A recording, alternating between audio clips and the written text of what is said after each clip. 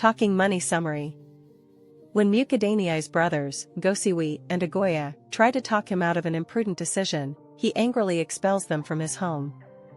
Their altercation almost erupts into a physical fight. He makes a conceited declaration that he does not need anyone's help. He wants to run his household without interference. He is determined to sell his land against his brother's wish. He is so enraged that the neighbors watch the drama helplessly from afar. Later on, that evening, Ronika, his wife, sensibly tries to dissuade him from selling the land without consultation and urges him to listen to other people's counsel. He first ignores her, before furiously giving her a lashing, promptly extinguishing her fair-minded plea. He ignores her entreaties about the Galos money not being good. Mukidanyi defies his brothers and his wife and goes ahead to sell the land to Galos. Although he is prepared for a bruising tussle with Galos accepts to pay 500,000 shillings, without haggling.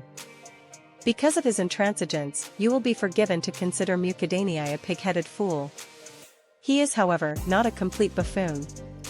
On one hand, he is illiterate, since during his school days he would sneak out of school and skip classes and spend his days playing simbi and roasting stolen maize with his errant friends. On the other hand, he is an astute cattle trader with an impressive business acumen.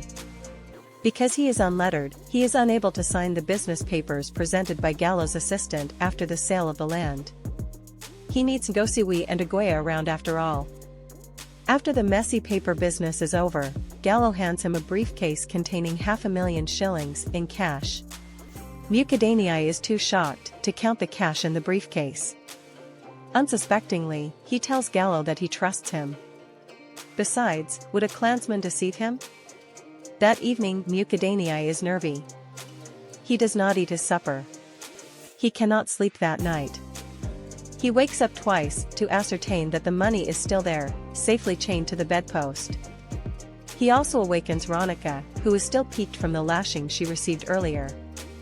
Something curious happens when he tries to go back to sleep. The money in the briefcase starts conversing casually, like a couple of frisky schoolboys sauntering home from school. This bizarre occurrence has the couple scared out of their wits. The once willful and ostensibly gallant Mukidanyi suddenly recoils like a panicky chicken. When he hears the strange voices, he is horror-stricken.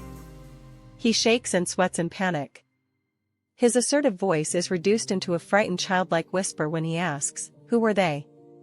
An angry Ronika scolds, derides, and hysterically laughs at him. She taunts him for failing to listen to other people. "I warned you about the Galos, didn't I? Eh? Ngoseywe and Agoya warned you too against this, didn't they, big man? And what did you, Tell me, what did you do?" The money talks again, this time complaining about the couple's argument. "I don't like their shouting. It was better with the silence." Ronika has had enough. She drags Mukidanyi and forces him to unlock the padlock securing the briefcase. She then snarls at him, hurls the briefcase outside, and sends him after it. Their frightened children are stunned to see their mother so agitated and their father extremely scared. The journey to the Galos is eerie to say the least.